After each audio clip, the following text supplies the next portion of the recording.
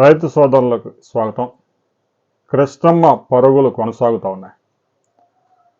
రెండు తెలుగు రాష్ట్రాల్లో ఇప్పటివరకు సరైన వర్షపాతం నమోదు కాకపోయినా కృష్ణానదిలో వరద ఆశాజనకంగా కనీసం 6 తడి పంటలకైనా వస్తుందన్న నమ్మకం కలుగుతూ ఉంది. గోదావరిలో కూడా పెద్ద ఎత్తున ఫ్లడ్ వచ్చింది. ఇప్పటికే గోదావరిలో ఈ సీజన్లోనే 322 టీఎంసీల ఫ్లడ్ సముద్రంలో కలిసిపోయింది. అయితే గోదావరి ఉపనదుల మీద తెలంగాణలో అనేక ప్రాజెక్టులు ఇప్పటికీ జలకళను సంతరించుకోలేదు. శ్రీపాద ఎల్లంపల్లి ప్రాజెక్టు ఒకటైతే నిండింది, కడెం ప్రాజెక్టు పూర్తిగా నిండింది.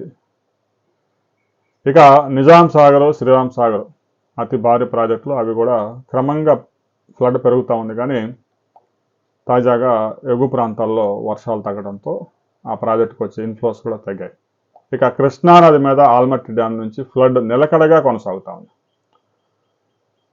ఆగస్టు 3వ వారం నాటికి శ్రీశైలం ప్రాజెక్టు పూర్తిగా నిండే అవకాశం ఉంది. మరో కొన్ని గంటల్లో శ్రీశైలం ప్రాజెక్టు నుంచి విద్యుత్ ఉత్పత్తి చేసి నాగార్జున సాగర్కి నీటిని రిలీజ్ చేసే అవకాశాలు కూడా స్పష్టంగా కనిపిస్తూ ఉంది. ఇక ఎగువ ప్రాంతాల నుంచి ఎంత వరద వస్తూ ఉంది, తుంగభద్ర నుంచి శ్రీశైలం ప్రాజెక్టుకి ఫ్లడ్ ఎప్పుడు చేరబోతూ ఉంది అనే పూర్తి వివరాలు ఈ వీడియోలో మనం తెలుసుకుందాం. ఆల్మట్టి డ్యామ్కి ఎగువ ప్రాంతాల్లో కురుస్తున్న వర్షాలతో, కర్ణాటకలో, మహారాష్ట్రలో కురుస్తున్న వర్షాలతో ఫ్లడ్ నిలకడగా కొనసాగుతూ ఉంది. తాజాగా ఆల్మట్టి డ్యామ్కి ఎగువ ప్రాంతాల నుంచి 1,10,000 క్యూసెక్ల వరద వచ్చి చేరుతూ ఉంది. ఇక ఆల్మట్టి డ్యామ్ ఇప్పటికే పూర్తి స్థాయిలో నిండిపోవడంతో వచ్చిన వరద మొత్తాన్ని గేట్లు ఎత్తేసి నారాయణపూర్కి రిలీజ్ చేశారు. ఇక విద్యుత్ ఉత్పత్తి ద్వారా కూడా మరొక 15,000 క్యూసెక్ల ఫ్లడ్ నారాయణపూర్ చేరుతూ ఉంది. మొత్తం మీద ఆల్మట్టి డ్యామ్ నుంచి 1,25,000 క్యూసెక్ల వరదని నారాయణపూర్కి రిలీజ్ చేశారు. మొత్తం 123 టీఎంసీలు, 116 టీఎంసీలు ఇప్పటికీ ఆల్మట్టి డ్యాంలో వరద ఉంది. 519.6 మీటర్ల హైట్లో 519 మీటర్ల వరకు నీటి నిల్వ చేశారు. ఆ ఎగువ ప్రాంతాల నుంచి వస్తున్న వరద మొత్తాన్ని వచ్చిన వరద వచ్చినట్టు గేట్లు ఎత్తేసి నారాయణపూర్కి రిలీజ్ చేస్తూ ఉన్నారు. ఎగువ ప్రాంతాల్లో ఇంకా వర్షాలు నమోదవుతూ ఉన్నాయి. తాజాగా ఒక ద్రోణి కూడా ఏర్పడింది. దీని ప్రభావంతో వరద మరికొన్ని రోజులు కంటిన్యూ అయ్యే అవకాశం ఉంది. ప్రస్తుతం కృష్ణా రివర్లోనే దాదాపుగా 40 టీఎంసీల వరద ఉంది. ఆ వరద మొత్తం శ్రీశైలం ప్రాజెక్టు చేరుతుంది. ఇక ఎగువ ప్రాంతాల్లో మరలా వర్షాలు కనుక కంటిన్యూ అవుతూ ఉన్నాయి కాబట్టి ఫ్లడ్ నిలకడగా కొనసాగే అవకాశం ఉంది. ఇక నారాయణపూర్ 37 టీఎంసీల కెపాసిటీలో 35 ఇప్పటికే నిల్వ చేశారు. ఒక 2 టీఎంసీల క్వశ్చన్ ఉంది, ఫ్లడ్ క్వశ్చన్. వచ్చిన వరద మొత్తాన్ని జూరాలకు రిలీజ్ చేస్తూ ఉన్నారు. 1,45,000 క్యూసెక్కుల పైగా నారాయణపూర్ నుంచి జూరాలకు ఫ్లడ్ వస్తూ ఉంది. ఇక జూరాలకి భీమా నుంచి కూడా కొంత వరద వస్తూ ఉంది. మొత్తం మీద జూరాల ప్రాజెక్టుకి 1,78,000 క్యూసెక్కుల వరద వచ్చి చేరుతూ ఉంది. వచ్చిన వరద మొత్తాన్ని విద్యుత్ ఉత్పత్తి ద్వారా గేట్లు ఎత్తివేయడం ద్వారా శ్రీశైలం ప్రాజెక్టుకి రిలీజ్ చేస్తూ ఉన్నారు. శ్రీశైలం ప్రాజెక్టులో ప్రతిరోజు 12 టీఎంసీల ఫ్లడ్ చేరుతూ ఉంది. ఇంకా వరద కంటిన్యూ అవుతూ ఉంది, ఇంకా పెరుగుతూ ఉంది కాబట్టి ప్రతిరోజు 13-14 టీఎంసీల వరద కూడా చేరే అవకాశం ఉంది. ఇప్పటికే శ్రీశైలం ప్రాజెక్టులో 97 టీఎంసీల వరద చేరింది. ఇది ఈరోజు 100 టీఎంసీలకి చేరబోతూ ఉంది. 885 అడుగుల ఈ శ్రీశైలం ప్రాజెక్టు యొక్క ఎత్తులో 853 అడుగులకి వరద చేరింది. ఇక పోతిరెడ్డిపాడుకి అందరినివో పంపులు ఆన్ చేయడం, పోతిరెడ్డిపాడు గేట్లు ఎత్తివేయడానికి కూడా నీరు అందుబాటులోకి వచ్చింది. అయితే తెలంగాణ ప్రభుత్వం విద్యుత్ ఉత్పత్తి చేయడం ద్వారా శ్రీశైలం జలాలను నాగార్జున సాగర్కి తీసుకొచ్చే ప్రయత్నాలు జరుగుతూ ఉన్నాయి.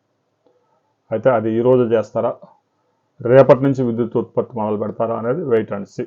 ఎందుకంటే ఆంధ్రప్రదేశ్ ప్రభుత్వం హడావిడిగా పోతిరెడ్డిపాడు గేట్లు ఎత్తే ప్రయత్నాలు చేయడం లేదు.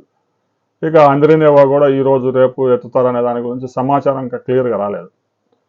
అందువల్ల తెలంగాణ ప్రభుత్వం ఎగువ ప్రాంతాల నుంచి వస్తున్న వరదను గమనిస్తూ ఉంది. పెద్ద ఎత్తున ఫ్లడ్ వస్తుంది కాబట్టి శ్రీశైలం ప్రాజెక్టులో సాధ్యమైనంత త్వరగా విద్యుత్ ఉత్పత్తి ప్రారంభించి నాగార్జున సాగర్కి నీటిని తరలిస్తే ఆగస్టు 3వ వారం నాటికి శ్రీశైలం ప్రాజెక్టు దాదాపుగా 90% వరకు నిండే అవకాశం ఉంది. ఆ తర్వాత గేట్లు ఎత్తే అవకాశాలు ఉంటాయా లేదా, ఎగువ ప్రాంతాల్లో అతి భారీ వర్షాలు నమోదవుతాయా లేదా అనేది మనం వెయిట్ అండ్ సీ. ఎందుకంటే శ్రీశైలం ప్రాజెక్టులో ఇంకా 100 టీఎంసీల పైగా 110 టీఎంసీలు వరద రావాల్సి ఉంది. అంటే ప్రస్తుతం ఉన్న ఫ్లడ్ కనీసం 10 రోజులు కొనసాగితే శ్రీశైలం ప్రాజెక్టు గేట్లు ఎత్తే అవకాశం ఉంటుంది. ఇక ఈలోగా తుంగభద్ర నుంచి కూడా కొంత వరద వచ్చే అవకాశం ఉంది. తుంగభద్రకి ఈ సీజన్లోనే గరిష్టంగా వరద ప్రస్తుతం వచ్చి చేరుతా ఉంది. తుంగభద్ర 105 టీఎంసీల కెపాసిటీలో ప్రస్తుతానికి తుంగభద్రలో 48 టీఎంసీల వరద చేరింది. తుంగ అనే ఉపనది ద్వారా 75,000 క్యూసెక్కుల వరద వచ్చి చేరుతా ఉంది. శివమొగ్గ జిల్లాలో పెద్ద ఎత్తున వర్షాలు నమోదవుతా ఉన్నాయి. తుంగ భద్ర నదుల నుంచి కూడా పెద్ద ఎత్తున వరద రావడంతో తుంగభద్ర ప్రాజెక్టు కూడా ప్రతిరోజు 4-5 టీఎంసీల వరద చేరుతా ఉంది. మొత్తం 105 టీఎంసీల కెపాసిటీలో ఇప్పటికే దాదాపుగా దగ్గర 50 టీఎంసీలకు దగ్గరకు వచ్చింది. ఇదే ఫ్లడ్ కంటిన్యూ అయినా కూడా ఒక 10 రోజుల్లో తుంగభద్ర గేట్లు కూడా ఎత్తే అవకాశం ఉంది. ఆ తర్వాత శ్రీశైలంకి పెద్ద ఎత్తున వరద వచ్చే అవకాశం ఉంది. ఒకవైపు తుంగభద్ర నుంచి మరొక వైపు భీమా కృష్ణానది నుంచి పెద్ద ఎత్తున ఫ్లడ్ వస్తే శ్రీశైలం ప్రాజెక్టు ఆగస్టు 23వ తేదీ నాటికి 90% పైగా నిండే అవకాశం ఉంది. ఆ తర్వాత గేట్లు ఎత్తే అవకాశం ఉంది. ఈలోగానే విద్యుత్ ఉత్పత్తి చేసి నాగార్జున సాగర్కి రిలీజ్ చేయడానికి తెలంగాణ ప్రభుత్వం ఏర్పాట్లు చేస్తుంది. ఏ క్షణంలోనైనా అక్కడ విద్యుత్ ఉత్పత్తి ప్రారంభం కావచ్చు. విద్యుత్ ఉత్పత్తి ప్రారంభమైన తర్వాత వెంటనే అధికారిక ప్రకటన వస్తుంది కాబట్టి ఆ లేటెస్ట్ అప్డేట్స్తో మరో వీడియోలో కలుసుకుందాం. ఇక నాగార్జున సాగర్ గురించి ప్రస్తుతం చెప్పుకోవాల్సిన అవసరం లేదు, ఎందుకంటే డెడ్ స్టోరేజ్. ఎగువ ప్రాంతాల నుంచి అయితే వరద లేదు. శ్రీశైలం నుంచి ఏదో కొద్దిగా తాగునీటి అవసరాల కోసం ఒక 900 క్యూసెక్లు రిలీజ్ అవుతూ ఉంది. నాగార్జున సాగర్లో 143 టీఎంసీల ఫ్లడ్ ఉన్నా అందులో 130 టీఎంసీలు డెడ్ స్టోరేజ్, ఒక 12 టీఎంసీలు తాగునీటి అవసరాల కోసం మెయింటైన్ చేస్తూ ఉన్నారు. నాగార్జున సాగర్లో కేవలం 513 అడుగుల వరకే ఆ వరద ఉంది. ఏదో ఒక 10 అడుగుల వరకు ఇంకా ఉపయోగించుకోవచ్చు. ఆ జంట నగరాలకి హైదరాబాదు, సికింద్రాబాద్ తాగునీటి అవసరాల కోసం ఒక 1350 క్యూసెక్కుల లిఫ్ట్ అవుతూ ఉంది. ఇక ఎడమ కాలువకు ఒక 3000 క్యూసెక్కుల దాకా నల్గొండ, ఖమ్మం జిల్లాల్లో చెరువులు, రిజర్వాయర్లు నింపే ప్రయత్నాలు చేస్తూ ఉన్నారు. కుడి కాలువకు కూడా తాగునీటి అవసరాల కోసం నీటిని విడుదల చేసే ప్రయత్నాలు చురుగ్గా జరుగుతూ ఉన్నాయి. ఇప్పటికే బుగ్గవాక్కి కొంత వరద విడుదల చేసినట్టు తెలుస్తూ ఉంది. ఇక నాగార్జున సాగర్ దిగువ ప్రాజెక్టు పులిచింతలకు ఇంతవరకు వరద వచ్చింది లేదు. గత ఏడాది నుంచి నిల్వ చేస్తున్న 30 టీఎంసీలు ఆ ప్రాజెక్టులో ఉన్నాయి. మొత్తం 45 టీఎంసీల కెపాసిటీ. శ్రీశైలం ప్రాజెక్ట్ నుంచి నాగార్జున సాగర్ నుంచి పులిచింతలు చేరడానికి మరో 4 రోజులు పైగా సమయం పట్టే అవకాశం ఉంది. ఒకవేళ శ్రీశైలం ప్రాజెక్టులో 10 రోజుల్లో శ్రీశైలం ప్రాజెక్టు గేట్లు ఎత్తిన నాగార్జున సాగర్ నిండడానికి మాత్రం చాలా సమయం పట్టే అవకాశం ఉంది. సో పులిచింతల ప్రాజెక్టుకి ఆగస్టులో అయితే చుక్కనీరు వచ్చే అవకాశం లేదు, సెప్టెంబర్లో వస్తే రావచ్చు. ఇక ప్రకాశం బ్యారేజీ విషయానికి వచ్చేసరికి ఈ ఏడాది పట్టిసీమ లిఫ్ట్ ఇరిగేషన్ యొక్క విలువ మరోసారి వెలుగులోకి వచ్చింది. పట్టిసీమ ప్రాజెక్టు నిర్మించినప్పుడు అనేక విమర్శలు వచ్చాయి. ఒకవైపు పోలవరం పూర్తి చేస్తామని చెప్తా ఉన్నారు మీరు, మరొకసారి పట్టిసీమ 1650 కోట్లు ఖర్చు చేసి కమిషన్ల కోసం నిర్మించారు. పోలవరం నిర్మిస్తే పట్టిసీమ వృధా కదా అని. పోలవరం చాలా క్రిటికల్ ప్రాజెక్టు. గోదావరిలో ప్రతి సంవత్సరం 7 నెలల పాటు వరద ఉంటుంది. ఆ సమయంలో పనులు నడవు. మిగతా 5 నెలల కాలంలో చేసిన పనులు కూడా ఆ వరద వచ్చినప్పుడు కొట్టుకుపోతూ ఉంటాయి. అందువల్ల పోలవరం ప్రాజెక్టు 10 సంవత్సరాలు పైగా నిర్మాణం మొదలుపెట్టిన తర్వాతనే 10 సంవత్సరాలు పైగా సమయం పట్టింది. ఎప్పుడు 2005లో కాలాలు అయితే తవ్వారు కానీ ప్రధాన ప్రాజెక్టు పనులు ప్రారంభించడం. 2014లో కూటమి ప్రభుత్వం వచ్చిన తర్వాత, రాష్ట్రం విడిపోయిన తర్వాత జాతీయ ప్రాజెక్టుగా ప్రకటించడంతో ఇక ప్రధాన ప్రాజెక్టు నిర్మాణం మొదలైంది. మరో ఏడాది కాలంలో పోలవరం ప్రాజెక్టు కూడా పూర్తి చేయడానికి కూటమి ప్రభుత్వం సిద్ధంగా 6,900 క్యూసెక్లు ప్రకాశం బ్యారేజీకి తరలిస్తూ ఉన్నారు. అవి ఇక ఎగువ ప్రాంతాల నుంచి కూడా ఒక 600 క్యూసెక్లు వస్తూ ఉంది. ఆ మొత్తం ఫ్లడ్ 7,200 క్యూసెక్ల ఫ్లడ్నే ప్రకాశం బ్యారేజీ నుంచి కృష్ణా డెల్టాకి రిలీజ్ చేస్తూ ఉన్నారు. కృష్ణా డెల్టాలో గడిచిన 2-3 రోజులుగా కొన్ని ప్రాంతాల్లో 2-3 సెంటీమీటర్ల వర్షపాతాలు నమోదవుతున్నాయి. ఈ పట్టిసీమ ద్వారా వస్తున్న ఫ్లడ్తో కొంత నాట్లు వేసుకునే కార్యక్రమం చురుగ్గా జరుగుతూ ఉంది.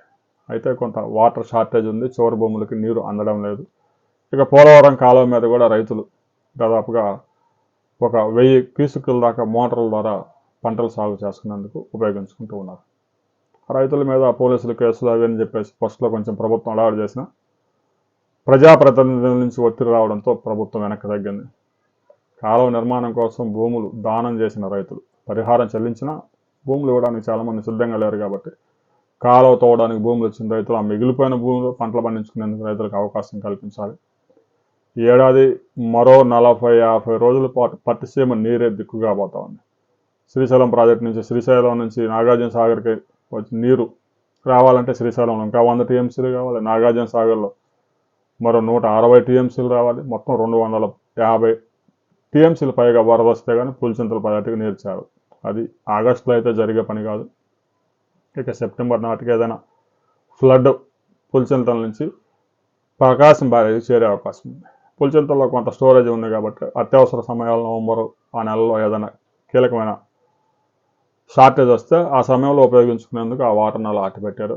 రాబోయే రోజుల్లో రాష్ట్ర ప్రభుత్వం హంద్రీనేవా పంపులు ఎప్పుడు ఆన్ చేయబోతా ఉంది, ఇక పోతిరెడ్డిపాడు గేట్లు ఎప్పుడు ఎత్తబోతా ఉంది అనేది రాబోయే కొద్ది గంటల్లో కొంత క్లారిటీ వస్తుంది. ఆ తర్వాత మరిన్ని వివరాలతో మరో వీడియోలో మనం కలుసుకుందాం.